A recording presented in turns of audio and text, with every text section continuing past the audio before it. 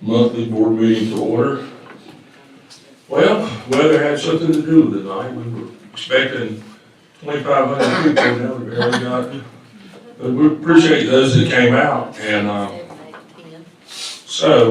we got a warning call on it about 2 young girls coming tonight, student lift, and to make sure you got here okay, you drive fast, don't break the speed limit, be safe going home, watch out for black ice, and call before you get in the car to drive and let them know you're okay. But we got a whole list of things about these young ladies, but we appreciate you coming out to see us tonight, and hope you find this meeting informative and very informative and enjoy yourself. And feel free to come back every month if you like. They're part of Student Lift, right? Okay, good deal. Well, we appreciate you coming. And at this time, I'll ask Mr. Boyce to lead us in a word of prayer. Dear Heavenly Lord, we come to you tonight, Lord. Just thank you for the many blessings you've given us in our lives, Lord. And Lord, just thank you for your Son, Jesus Christ, who died on the cross to wash away all our sins. And we ask you to be in this meeting tonight, be it each and every one who's here, Lord, that we'll do the will that you set upon us to lead, guide, and direct the school system of Randolph County and do the job the best of our knowledge, Lord. Lord, we just ask you to be with everyone as they travel tonight, Lord. Just keep them home safe, Lord. And we love you, and we ask all this in Jesus Christ's name. Amen. Amen. This time, would you please stand and join us for the Pledge of Allegiance? Pledge allegiance to the flag of the United States of America and to the republic for which it stands, one nation, under God, indivisible, with liberty and justice for all.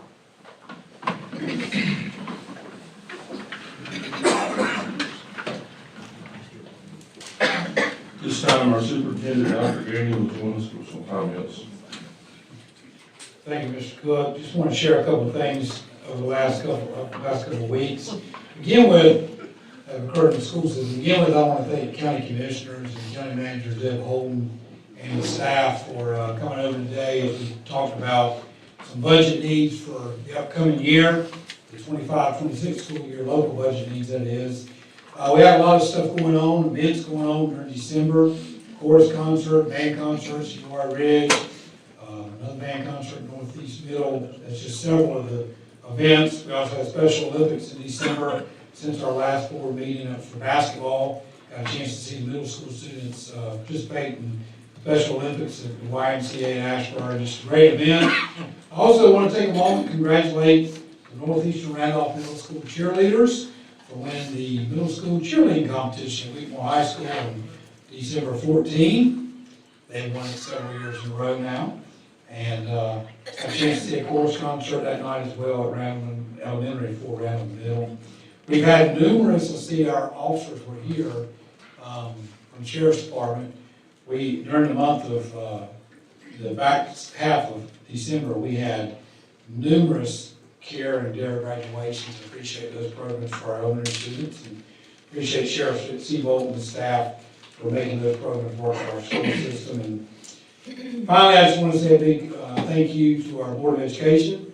January is School Board Appreciation Month, and I just want to say thank you to all our board members for all your work for our school system, the advice and guidance you provide to myself and the staff, and we just appreciate you, and it's a pleasure working with you every day. So this concludes my comments, Mr. Cook. Thank you, Dr. Gainey. One last thing, Mr. Cook, because I forgot to get this out. Board members, I'm just going to pass you a schedule of events out from for the rest of the stuff for the rest of the year. So, It's from a work session. yeah, I think it was attached to your work session as well. So.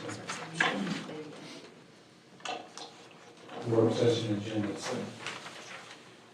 All right, I'm good. I know a lot of our calls go out from, like for snow or different things going on, Deb Rinker. Someone had kidnapped him, maybe. I knows he's not here tonight, just make sure he's okay. It's happened to be out in the middle of the night, checking our roads, it's making me I'm sick. telling you. That's a dangerous job when you make the call.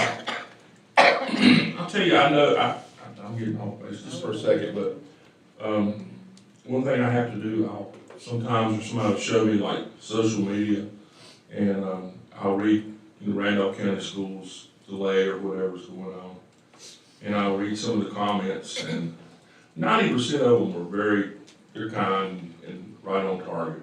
But you always have this small percentage, and I'm thinking, You're I not could gonna make them not all. imagine being. You're not gonna make them all happy. No, you're not, but I just couldn't imagine that 10% being superintendent or board member. I mean, some of those things, it's just cold, cruel, I mean, number one's safety first, and students and staff, and, as long as you got that in the back of your mind, you can defend most any decision you make, but some of the comments, I have to shut it down because then I'd be in trouble for returning a comment, so I just walked away from it.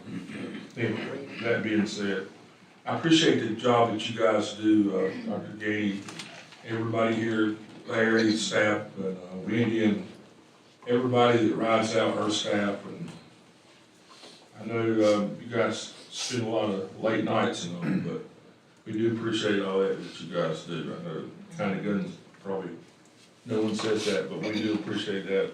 Thank God that it's not part of being a board member, we have to ride out in the middle of the night and check roads, but, just in case you missed it, we're on a 2-hour delay in the morning, correct? All right, moving on.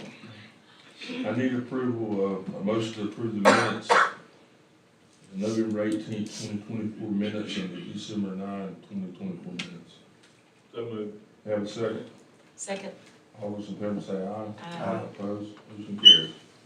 So we'll move on past the recognitions tonight. Will we send those to the school, or how will we handle? We do them later, or we combine? We'll bring them back in in February, combine February and January. So it'll be a little bit extra time. All right, we're limiting what they can. It's a short month, you know. 2 sentences per person. Just call their names out and you can read the highlights. Okay, no one signed up for the public comments tonight. And so we're gonna move on to adoption of the agenda. I need a motion to adopt the meeting agenda. Have a second? Second. All those in favor say aye. Aye. All right, we're moving on to information items for Dr. Gaines. That's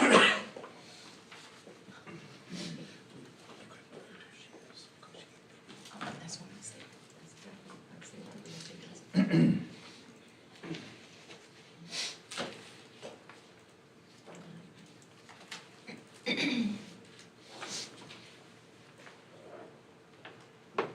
Okay, board members, I have several gifts to present tonight. All of these gifts are information items since they are $5,000 or less for board policy 8220. The first gift is to Coleridge Elementary School. Carrie Cole made me aware of this. She's the principal of the school. Donation of boxes of cereal for the school's Backpack Pal program by Jonathan and Stephanie Dunn, and this donation was in the amount, the total value of this donation was $1,800, and I accept this gift on December 16th. The next gift, I was made aware of this by Justin Pugh, principal of Newmarket Elementary School. On December 16th, it was given by the Newmarket Civitans, the amount of $250. It was designated to be used for Christmas gifts for families in need, and I accepted this gift on December 16th. The next gift, on December 6th, Anthony Gross, principal of Northeastern Randolph Middle School, made me aware of this gift by Destination Heaven Ministry, in the amount of $500 to support families in need, and I accepted this gift on December 6th. Next gift, on January 6th, Angela Harris, principal of Ramsey Elementary School, made me aware of a gift by Tower Components Incorporated, in the amount of $300 to be used for technology, and I accepted this gift on January 6th. And then the final gift was a gift to the Randolph County School System. On January 3, received a check from Star Pet in the amount of $500, and the gift's use was unrestricted, so the school system has flexibility to determine its use, and I accepted this gift on January 3. So, board members, as always, we appreciate the support we get from various individuals in the community, and we appreciate these gifts for the different schools and We'll bring more back to you next month as they come in. Thank you. Thank you, Dr. Green. Next up, we'll turn it over to Larry Chapel. How are you, Larry? How are you?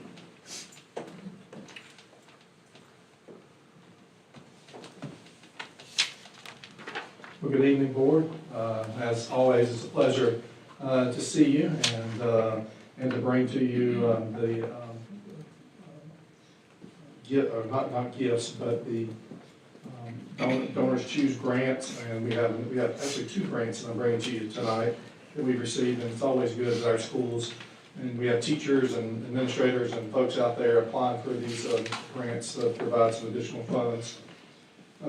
Our first one, and that is per policy 8220. Both of these grants are $5,000 or less, so it's an informational item. Trindale Elementary School received a Donors Choose grant in the amount of $400 on October the 15th, and the grant will provide a carpet area for a classroom meeting area. Amanda Fay, the first grade teacher, was responsible for submitting this request. Our second grant was received at New Market Elementary. It's a Bright Ideas Education Grant. We typically receive several of those throughout the year. This is an amount of about $1,000 on November the 26th. And this grant will provide funding to create a sensory calming garden on the school grounds there. And Melissa Brown, EC teacher, was responsible for submitting this request. Any questions about those? Thank you, Larry. Thanks, Larry. Thank you. Thank you for keeping up with all those grants. Thank you. Hey, Meredith. Good evening. I'm very excited to be here today to share a report that summarizes 5 years of historical data related to SAT and ACT administrations for our high school students. And so before we look at the report, I'm just going to hit on some of the high points. But during the first part, it will be focused on SAT testing. And so in 2024, the average total score for RCSS was 1,079. A decrease from the 2023 average score of 1,111. Also in 2024, the average SAT score for the state of North Carolina was 1,161, which was an increase from the prior year, 1,122. As far as participation, in 2024, we had 55 students that took part in the SAT, which was a slight increase from the previous year of 36 students. In comparison to the state, I got a little ahead of myself, sorry about that. Our participation rate has decreased. So in 2020, we had 260 students. It's just really important to note that the majority of our students do take the ACT, which is why we are seeing decreases in SAT. We also are going to give an overview of 5 years of ACT testing. And all of our 11th graders are given the opportunity to take the ACT as a part of our state accountability program. In 2024, the average composite total for Randolph County was 16.6, which was just a slight decline from the prior year average of 16.7. Our participation rate was 98%, and that reflected 1,079 11th graders that took that assessment. So preparing students to be college and career ready continues to be a focus for our district and our high schools. And they start as soon as they hit the ground in 9th grade. So we'll go ahead and look at the report. And so to begin with the SAT section, figure 1 is going to show the overall average score for students in Randolph County compared to state. So Randolph County is in blue, state of North Carolina is shown there in red over the last 5 years. And historically, we have scored slightly below the state level. And as previously mentioned, only 55 students took the SAT last year, which was an increase from the year before. And figure 2 just notates the last 5 years worth of student participation. So is that number just going down because colleges aren't accepting, or they're not looking at them as much? The ACT is kind of weighing a little bit more heavy?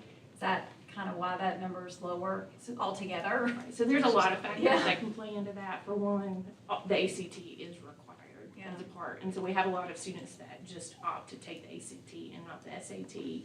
And many higher ed institutions are test optional, so students may not necessarily have to present an SAT or an ACT score. So the subsequent table is going to reflect participation by year over the last 5 years, and it's going to show the total number of students tested all the way back to the 1920 school year, the percent that reflects of our student body, the combined total score, both the average score and then the writing and the math scores. I got a question. Do we have to provide PSAT and SAT for students? Or is that, We do not have to provide the SAT, that is optional, but we do provide the PSAT opportunity. So in 2024, the district as a whole reported an overall score of 1,079, just below the 1,111 from the year before. In Table 2, we show that in 2024, this is going to be on page 6, 6 of our 8 high schools tested less than 10 students each, and so it is masked anytime it is less than 10. The participation rate of the school district in 2024 increased with 55 total test takers. Do they still take those tests at the schools or? There's various sites. Okay. So not every school is going to be a site, and students, for the most part, take these on Saturday. Right, that's what Yeah, I'm still at various Right. schools, yeah. I don't know if any of ours administer them. I don't remember hearing anybody did this past year. And so at the bottom of page 6, it speaks to several of the points I think that are super important. Again, a lot of the tests are taken by students that self-opt into taking the test, and that's why we may continue to see a decrease. All right, in regards to the ACT, this is a major focus for us because it is part of our state accountability model. And so on page 7, it really just kind of goes over just the background of the ACT and those assessments. But Table 1 is going to show the average ACT score and participation historically since 2020. The average composite score was 16.6, which is a slight decrease from the average the year prior of 16.7. Please know that the target benchmark is based off of the NC Board of Governors, and that is a target of 19. Prior to the change in 2020, that score had been set at 17. So on Table 1, you will see the average scores across all of our schools in our district for the last 5 years. And it is going to be broken down based off of the different subsets. So each test includes an English, a math, a reading, and a science section. And then the student composite score average is the one that we report back as a part of accountability. And also keeping in mind the number of students that participate obviously is going to fluctuate based off of the size of the 11th grade cohort each year.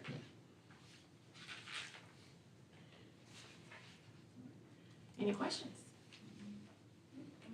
All right, thank you so much. Thank you, Meredith.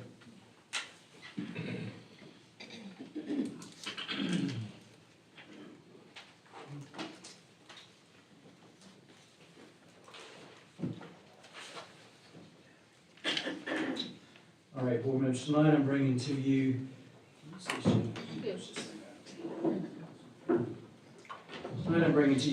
the monthly reporting for contracts that exceed $50,000. And we have one this month, it's Go Energy's LLC, and that's for blanket PO for gasoline and diesel in the amount of $175,000.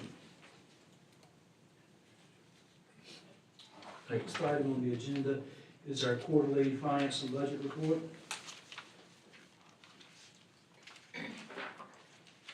So in this report, I want to share with you the revenues and expenses for state, current expense, Federal capital outlay, school nutrition, AT tax. Also want to share the cash balances as the end of 12/31/24, charter school enrollment, areas to watch, and then I'll answer any questions. Certainly, if you've got questions throughout, you just stop me and I'll stop and answer your question. So for state revenues and expenses, second quarter expenses was $34,823,195. That was a $728,101 increase over the prior year, or 2.14%. The year-to-date expenses for state funds was $60,912,735, which is an increase of $3,621,841, or a 6.32% increase. I'll just remind you that we had some of those extra funds that went away, so that's probably the part of the increase there for state funds. For revenues, expenses for current expense, second quarter revenues was $7,354,172. That was a $192,675 increase, or a 2.69 over prior year. Year-to-date revenues was $14,610,214, which is a $1,769,286 increase over prior year, or a 13.78%. Expenses for second quarter was $12,897,933, which was a $398,073 increase over prior year, or a 3.18.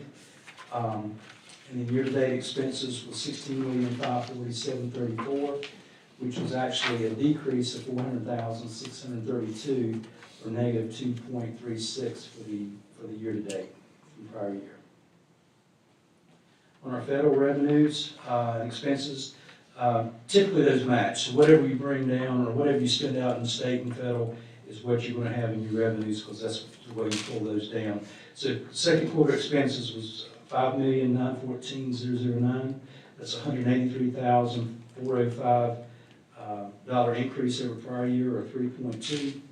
And then the expenses was $9,391,090, which was a $71,725 increase over prior year, or a 0.77%.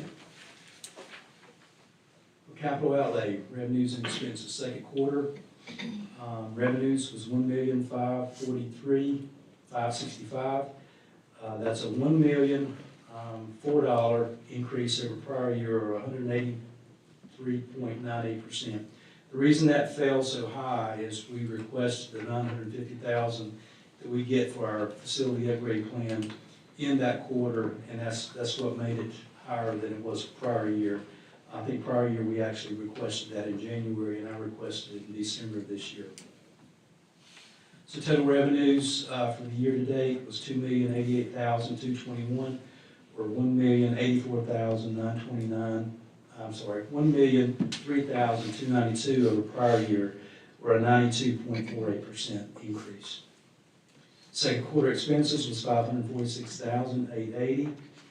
That's a $135,033 increase over prior year, or 32.78%. And then your year-to-date expenses was $1,686,646, which was a little less than prior year, $13,484,000, or a negative 0.79% decrease.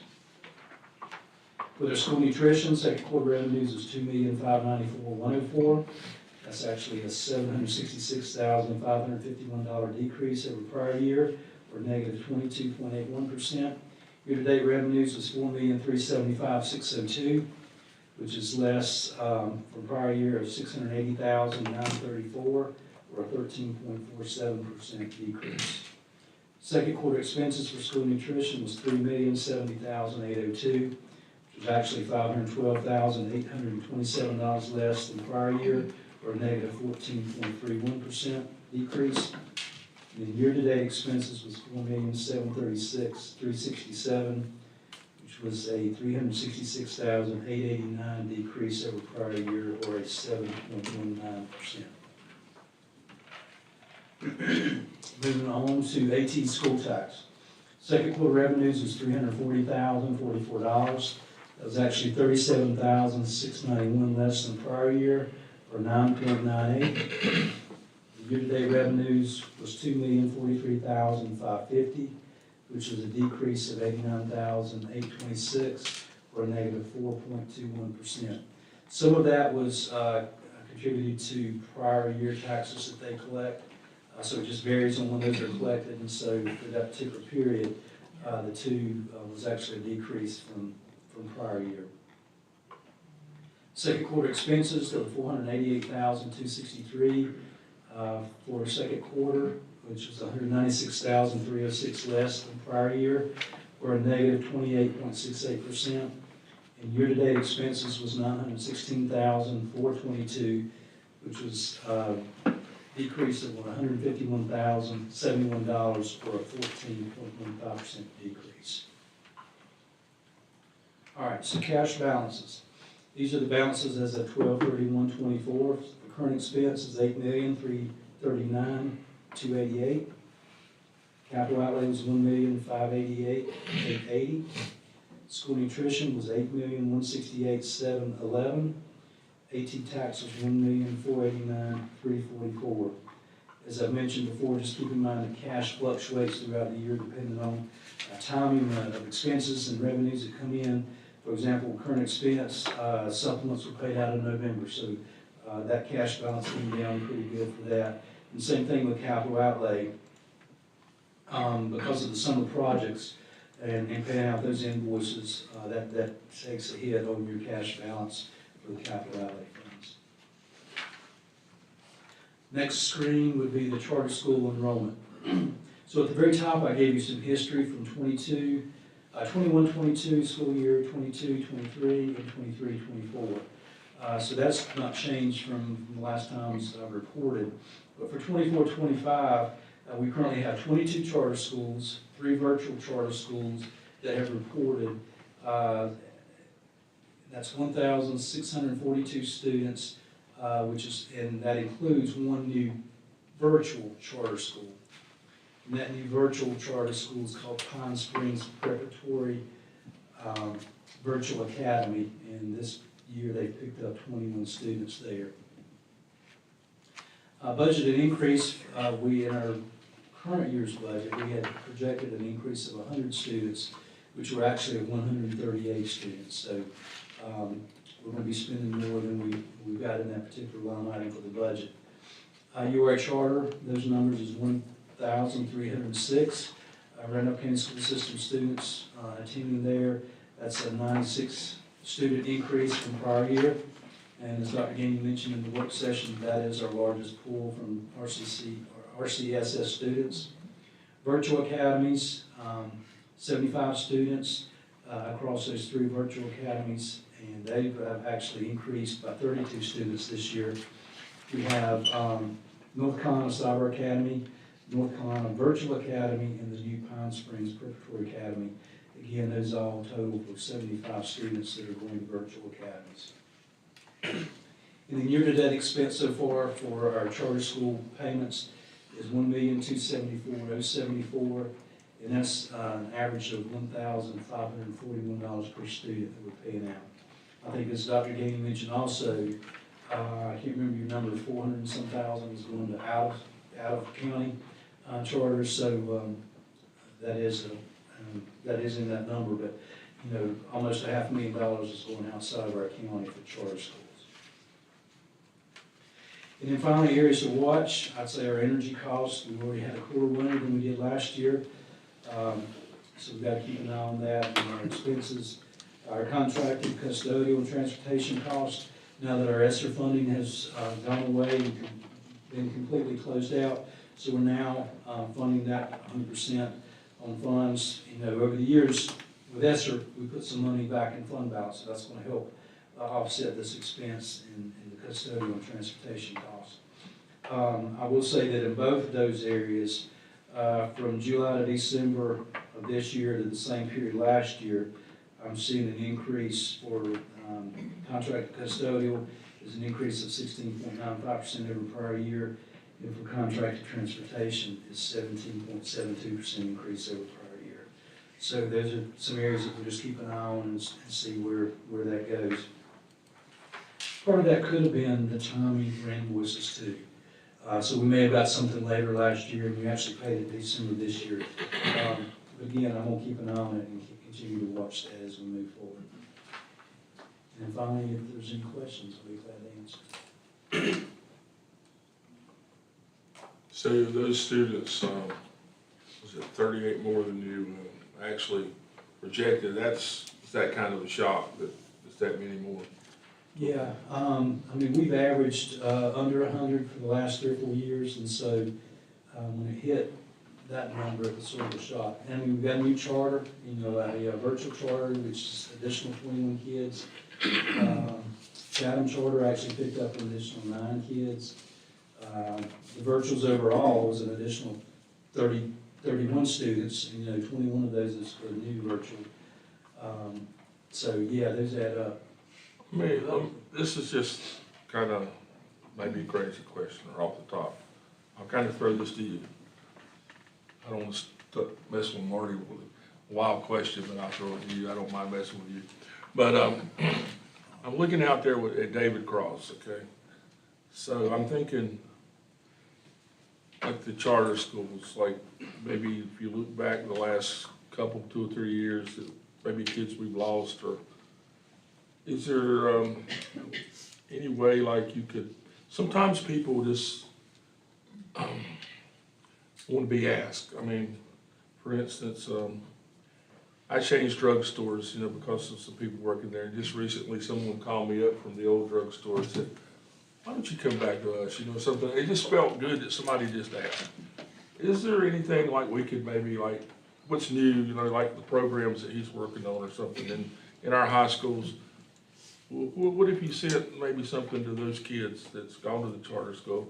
Look, think about coming back to us. I mean, is that something we've ever, or is that,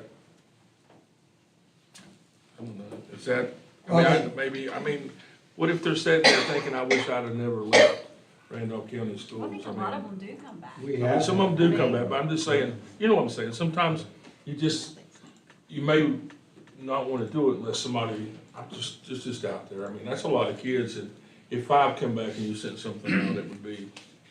Well, I think one of the things we have to do is do the global advertising, which we, Amber Ward and David Cross are working on with the school staff, and particularly Uwari. We've got to keep putting our programs out there. There are reasons why children leave for school choice. Let's not just say Uwari choice, let's just say there's school choices here. You know, I don't know what the return would be. You do a mail-in, and one, you have to get everybody's addresses. But we have, you're right, we have had students come back for various reasons. We had some students come back. I remember when we were dealing with the pandemic and we were in person. Some people came back when other schools weren't in person. So I think our best thing is to continue. Yes, I do see it. I just want to know they're welcome back. You know, you don't have to be afraid to come back once you. Absolutely. We've had children come back for senior year. We've had children come back before, you know, and it's just like we've had children leave us senior year or junior year. And so to go to a charter, it's just all across. One of the things too that we are fortunate, and Marty remembers this, and I remember this, used to, when we paid the bill of the child leaving us to go to a charter at 1541, it's a year amount. Well, we paid in 6-month increments, and luckily it's now monthly. So if a child goes away for 2 months, used to, once we paid the 6 months, it was gone. If they came back month 2, we didn't get the money back. And so hopefully that's helped us some financially when a child makes a decision to come back like that. So, but I think we like to continue to flood the gates with our social media, and there's a lot of things going on, particularly with what we have at Uwari Ridge with those new pathways. I think that'd probably be our best bet. I'm way more technology advertising than I don't need to be the one leading that charge, because as y'all know, y'all want to get my text messages, so I don't know where my advertisements would go. With the physical charter schools, just use UR because it's down the road. I mean, I can see what may or may not make a kid go there. Yeah. But what does the virtual charters have that our virtual academy doesn't have as far as level playing field? Does anybody know? Because I don't. I mean, Well, That's weird to me. you have the two that the state is, the state's kind of anointing, that from day one, North Carolina Cyber Academy, North Carolina Virtual Academy.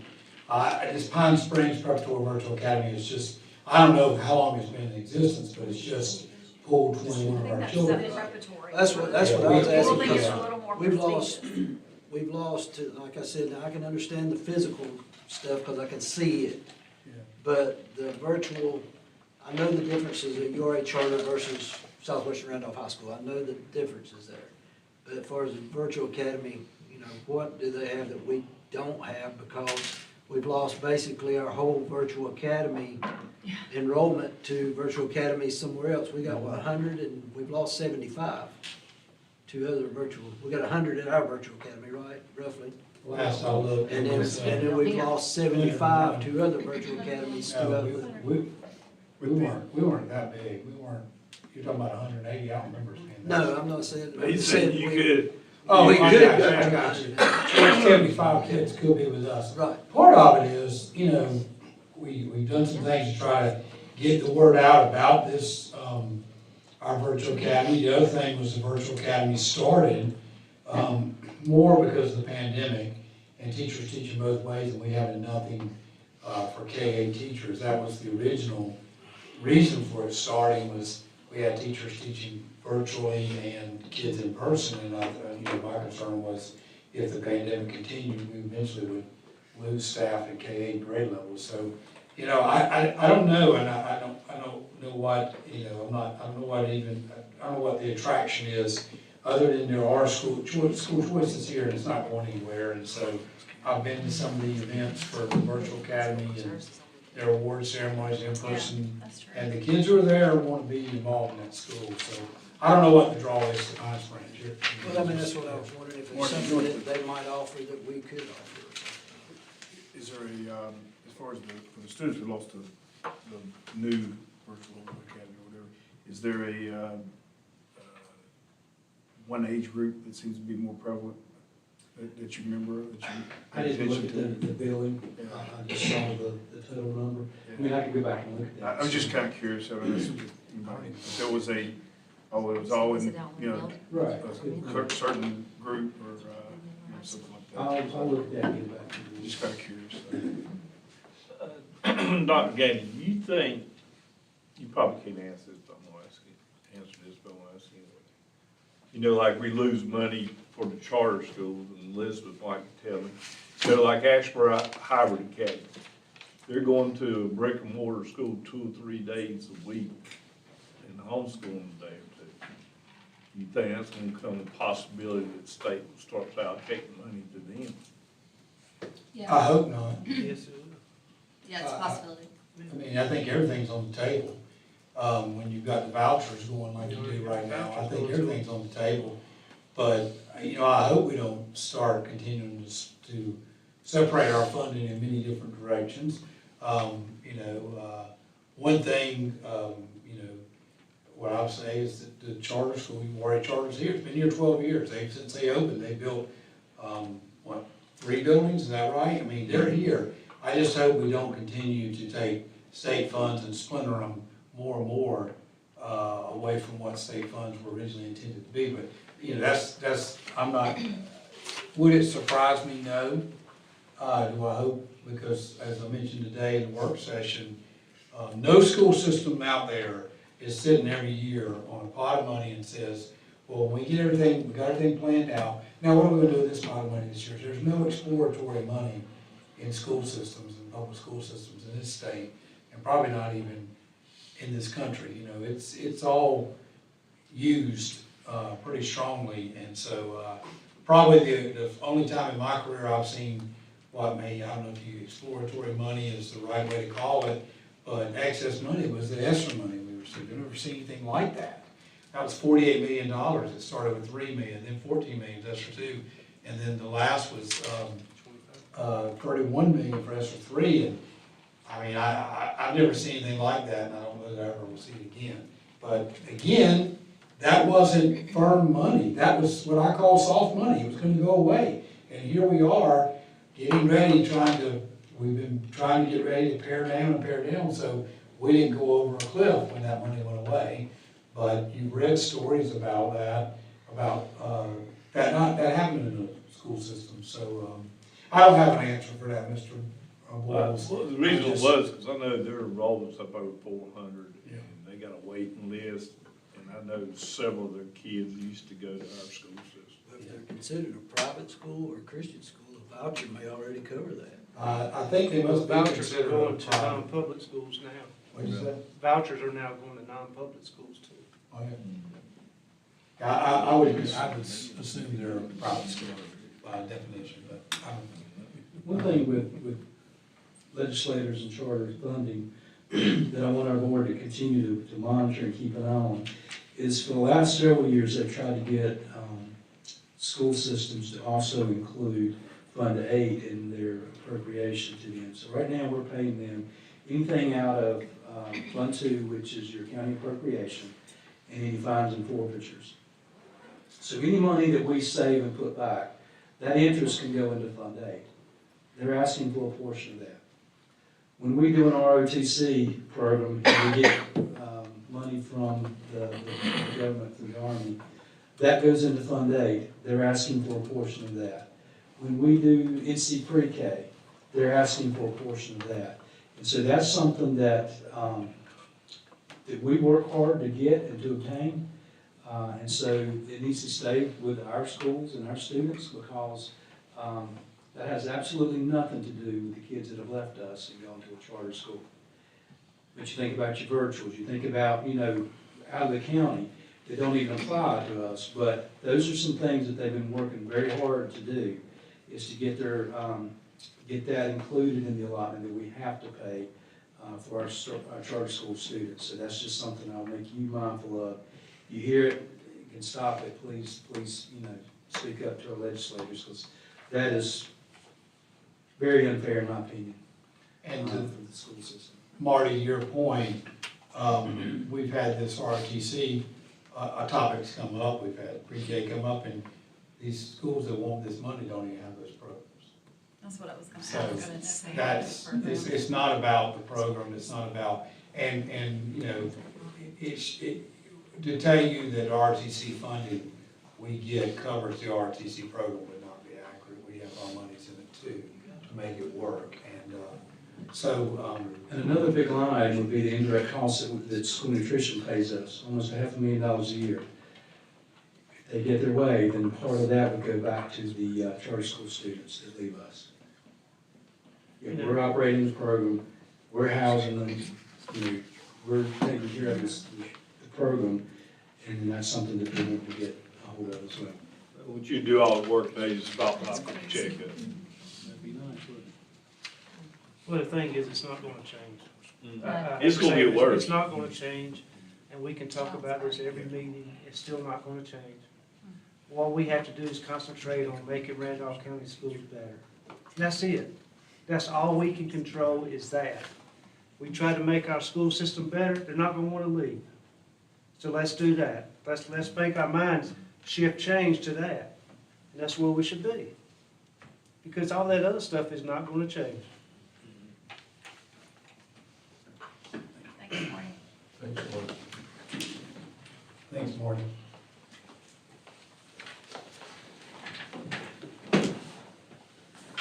Good evening, board members. Tonight I bring to you the second quarter student assignment report. This report reflects the numbers of students enrolled in our school system on December the 20th, 24. So I'm going to use, like always, Archdale Elementary as my example as I talk across. That first column is the capacity of the school. Reminder that capacity number reflects just the school itself. If the school has mobile units on campus, that is not included in that capacity number. Enrollment reflects the number, again, students enrolled as of December the 20th. Per our guidelines, if capacity is 95% or higher, we do not accept any new reassignments or additions to that school. Currently, the only school on our list that's at that is Archdale Elementary. And then per our guidelines, we put anybody 90% or between 90 and 94% on a watch list, and currently that would be Hopewell Elementary and Randleman High School. The fourth column there shows you the mobile units on each site. As a reminder, the ones listed beside Trinity Middle School are the two that are sitting on the campus of Braxton Craven. And so we have 80 total. And then again, we own 69 of those and rent 11. So the last four talk about the students that are assigned to our school system that are attending schools that is not assigned to their domicile. So the first two columns are the students in our school system that are domiciled in the Randolph County school system but are attending a school not assigned to them. So that first column, using again Archdale Elementary as an example, there are 13 students currently attending Archdale Elementary that are not domiciled in the Archdale Elementary attendance zone. Where the next column with the minus sign there means there are 66 students that could be attending Archdale Elementary School that are attending a different school within the Randolph County school system.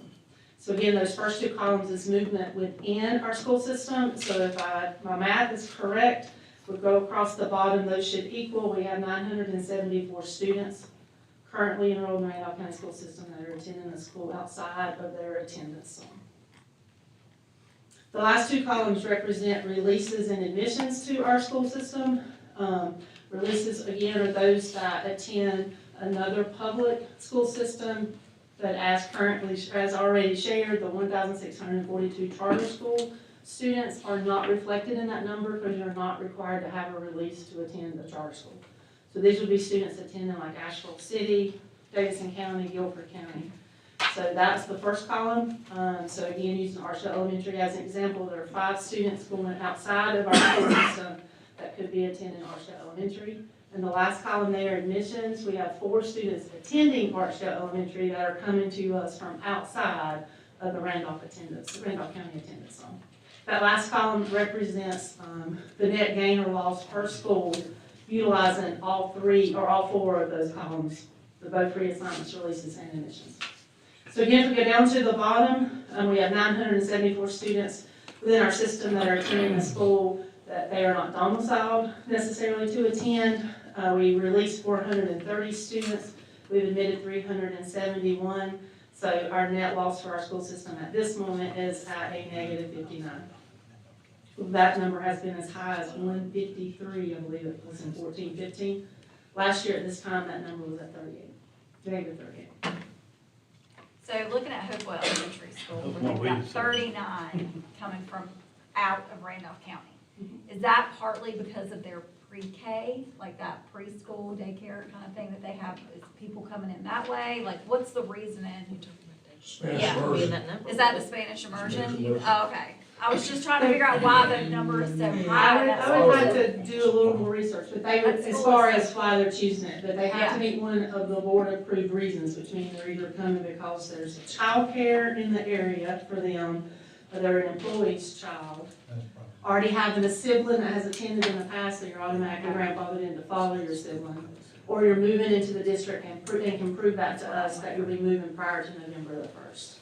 My teacher kids come in too. Employees. Yeah. It's probably employees, children. Because it's just so high already with capacity, that's why it just kind of was like, that's a big number, but it does make sense with what you said. And the other draw to that number probably kind of leads up to my thing, the sore spot.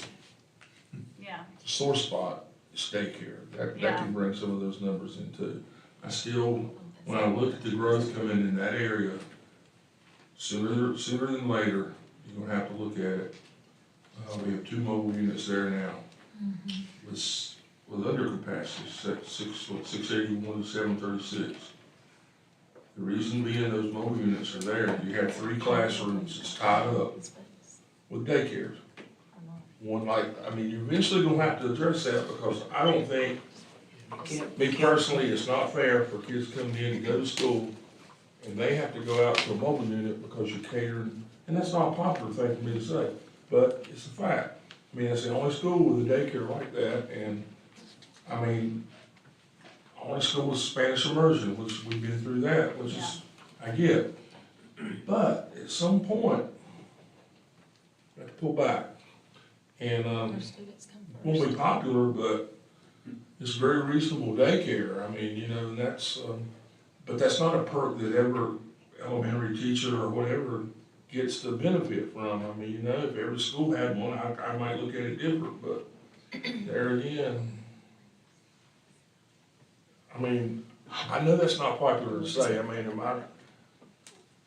help me here, does anybody agree with me at all, or we just, we let it, I we mean, let it go I think ahead? we ought to add 10 take mobile care of units. all of the schools, and then maybe we would How have far a do lot we let more it go? growth at the elementary level. Because I'm looking at random at elementary mean, school, and they have eventually it's gonna 75 grow. leave in With all some the form or buildings. fashion.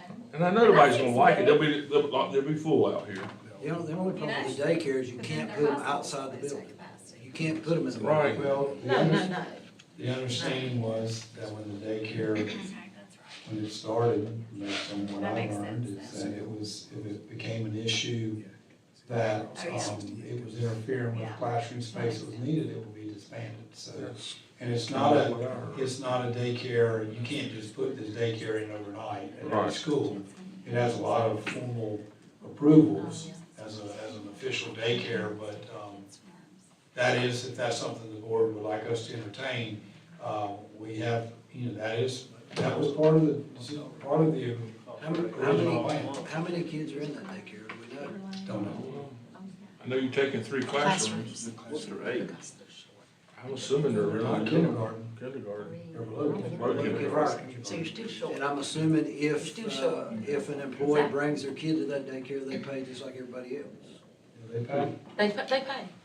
But it's a lot They cheaper, pay. correct? But the daycare only takes up like 3 rooms. Well, you're shorter than that. Well, you got 2 mobile units. You got 2 mobile units. Yeah, but they've given up their computer lab, there's classrooms in there, they've given up their music rooms, there's students. What I'm saying So you're is, giving up more room than that for daycare, is that what you're saying? I'm saying if you even took the daycare out, you're still short classrooms, Classrooms, okay. as of right now. You Because they, still have to use mobile units, but I'm just saying, you if still that have to keeps have mobile growing units, in that even if you area, took the daycare Hopewell's out. gonna have potential to have 7 or 8 mobile units in the next 8 to 10 years, probably. It's awful when you drive into that Maybe school and you quicker see than them, that's the first maybe thing you the see next when you couple drive in Hopewell, just like Randaman High School. You drive in, that's the first thing you see, it's The beautiful 2 don't schools. look as bad as when you get like 21. Well, when we build that high school. You're not we really a can trailer use park those yet. buildings over there. I'm just saying somewhere down the road, I think that's gotta be outrageous. I mean, I don't know. I mean, I hate it, but I heard the same story you heard, okay? Thank you. Thank you. Thank you for the email about the mobile units at Randall too. Saved a lot of questions. You're welcome. I wonder what Go to your kid there. Go around and tell you what they call your kid there. That's what they do. Let's see what they have under there, they're all moving. Oh, was that from you? I thought it was from her, I'm sorry. I knew what you meant. Okay, I gave her credit for it, okay. That's fine, I just wondered, I was like, hey, She took credit for it. We need a I don't motion to get the approve. material, or the numbers. We need a motion to approve the consent item. So moved. Have a second? Second. All those in favor say aye. Opposed? Okay. We're gonna, I guess you're gonna take the next one, right? Dale. Yeah, I'll take it. Mr. Burge, I was about to say, I was afraid that my email wasn't No, working. it came to me as a text. I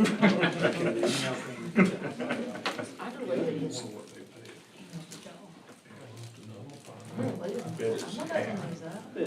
I'm not opening these up.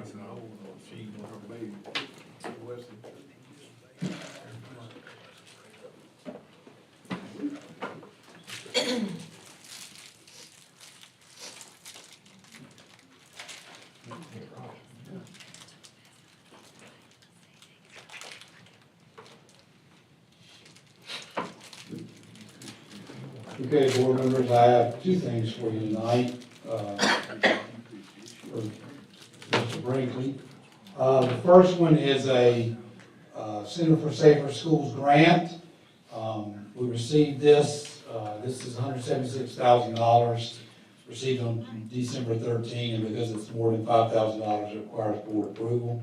This grant, I mentioned this afternoon, we put this grant with, I think it's $62,000 that the commissioners gave us a couple of years ago to make the elementary school SROs get, if I remember right, that's the dollar figure that was in the request to them. So, we received this grant, this is, I wanna say this grant comes, it renews every other year. We get it, but it comes in a formal renewal every other year, if I remember right. We started the elementary SROs on January 1, 2023. Those 4, we have divided up among the zones, so to provide additional support. So I bring this to you tonight, asking for approval so we can move forward with this. This is for board policy 8220.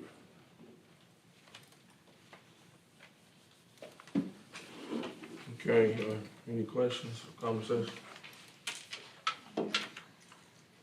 Okay, hearing none, I need a motion to approve the Center for Safer School Safety Grant for additional school resource officers in the amount of $176,000. So moved. Have a second? Second. All in favor say aye. Aye. Those motion carries. Okay, board members, the next item deals with our calendar.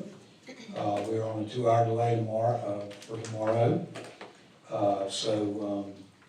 We have used 4 of our 5 days that we have set aside to absorb for weather.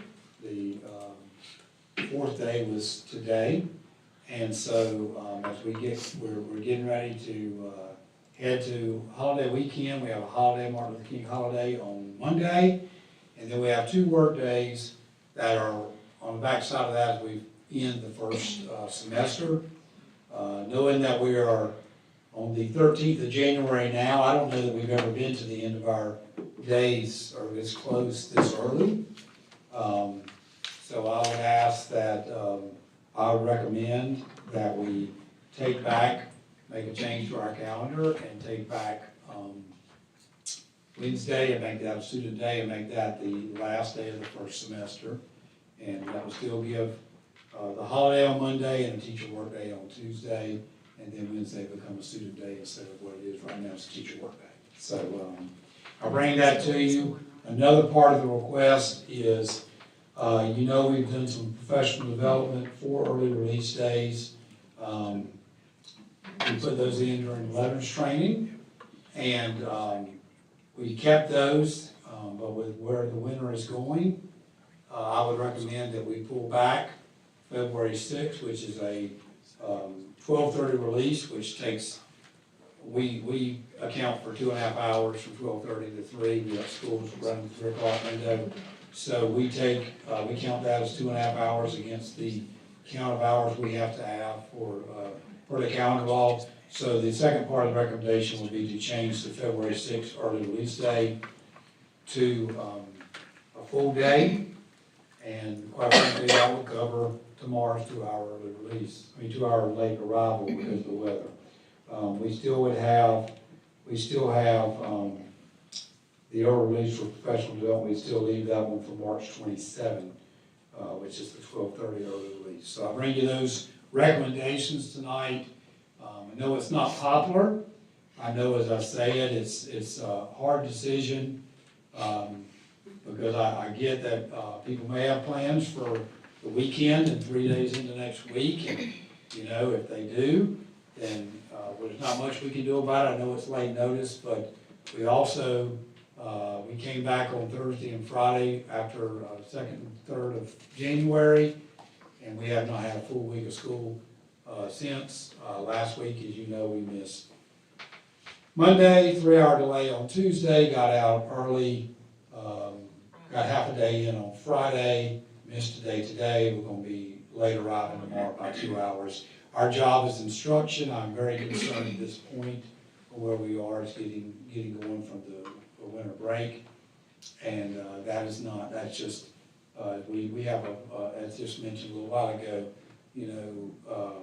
our responsibility is instruction, our responsibility is to provide programs. So maybe we are the best game in town, and so we can not lose children, and I just think we're in a tough spot.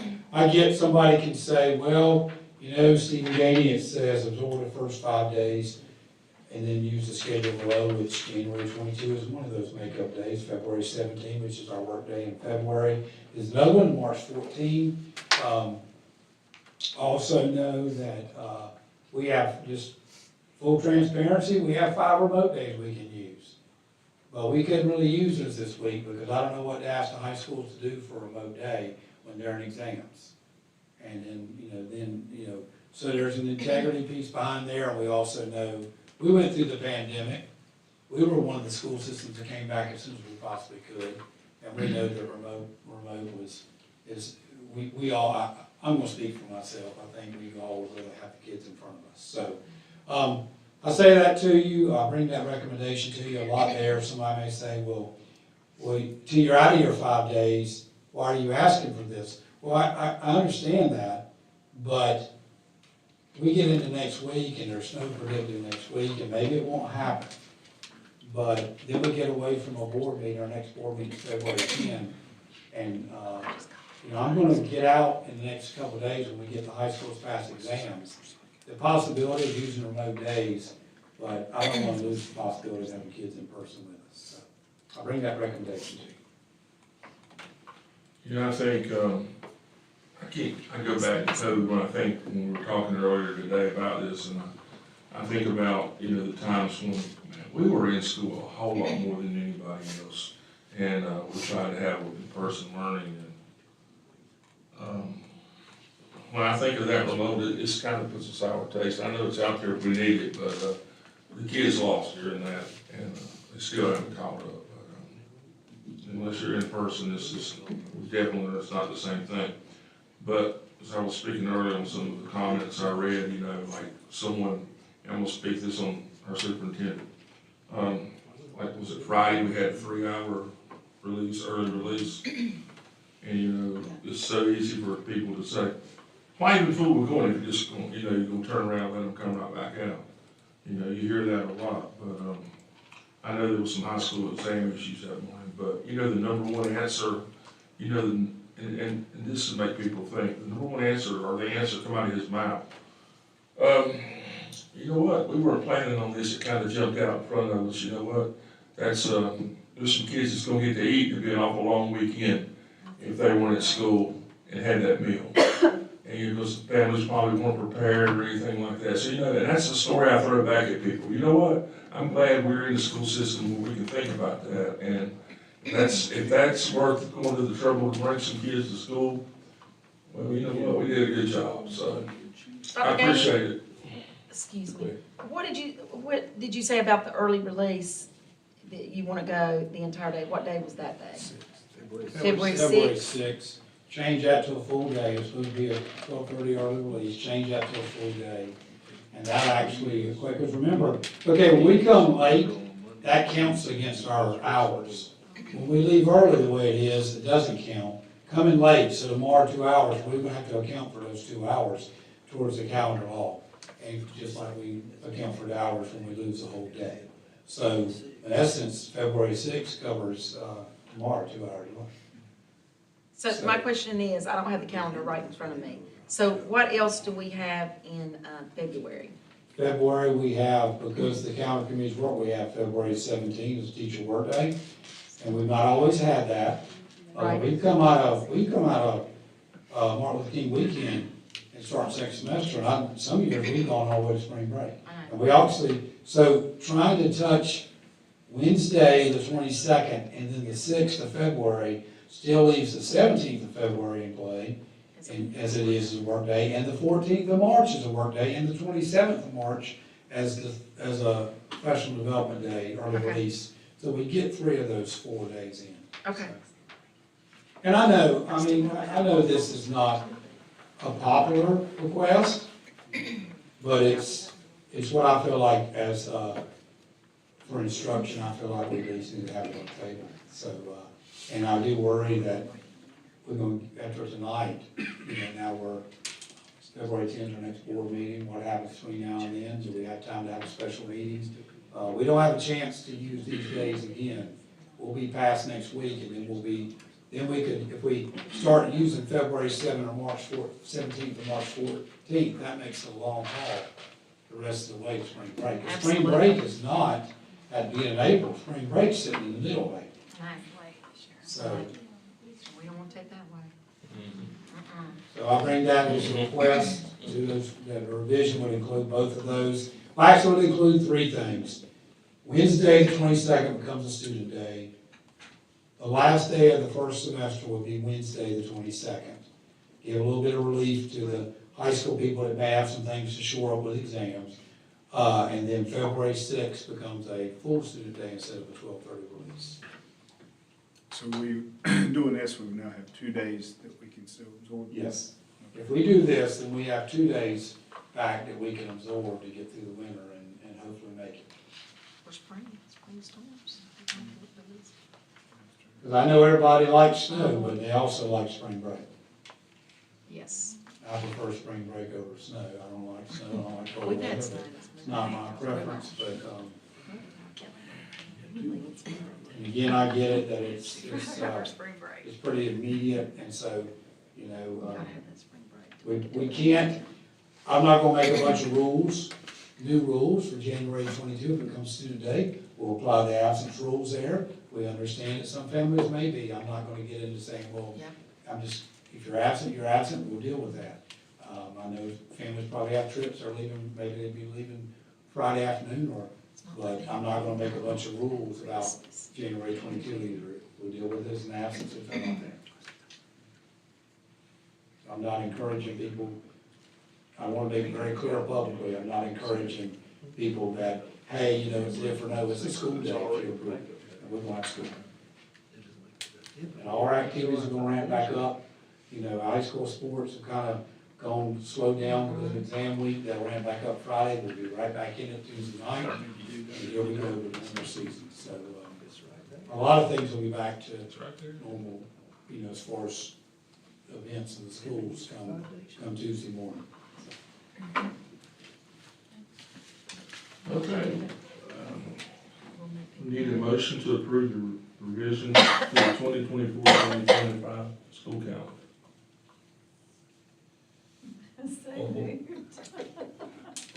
That was so good, right? Yes, Do we have a although second? Kinley's not happy with me over this. See, that's a mother with one in school. I know Kinley is not happy right now. Do we have a She does second? want a spring break. Yes, she does. Somebody gonna say second? Second. Oh, that's what I was gonna do it. All those in favor say aye. Aye. Opposed? No. So two. You guys just want some things. No, we have it right there in writing. Uh, Yeah, we did. all right, so we move on to, Sharon. Motion to go into closed session under North Carolina General Statute 143-318.11A13 and 5 in order to preserve the attorney-client privilege to discuss confidential personnel matters made confidential by NC General Statute 115C-319, to discuss confidential student matters made confidential by SERPA, and to give direction to counsel related to negotiations for the acquisition of real estate. We have a motion to go into closed session, we have a second. Second. All those in favor say aye. Opposed? All right, we're in closed session.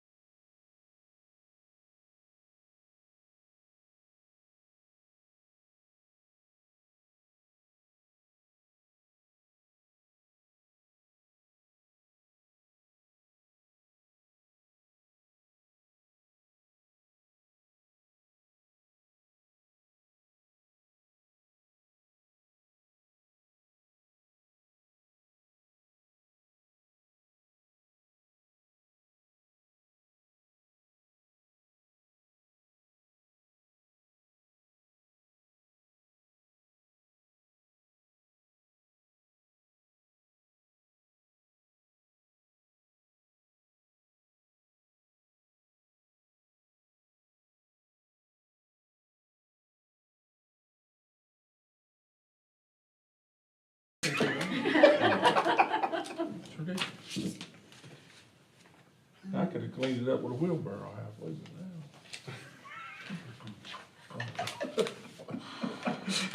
Okay, so we're back in open session. So, I need a motion to approve the certified personnel report. So moved. Okay, all those in favor say aye. Aye. Opposed? We need a motion to approve the classified personnel report.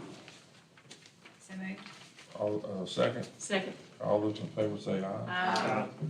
We need a motion to approve the administrative appointment. So moved. Have a second. Second. All those in favor say aye. Aye. And, opposed? So we need a motion to adjourn the meeting. So moved. Second. That's it. All those in favor say aye.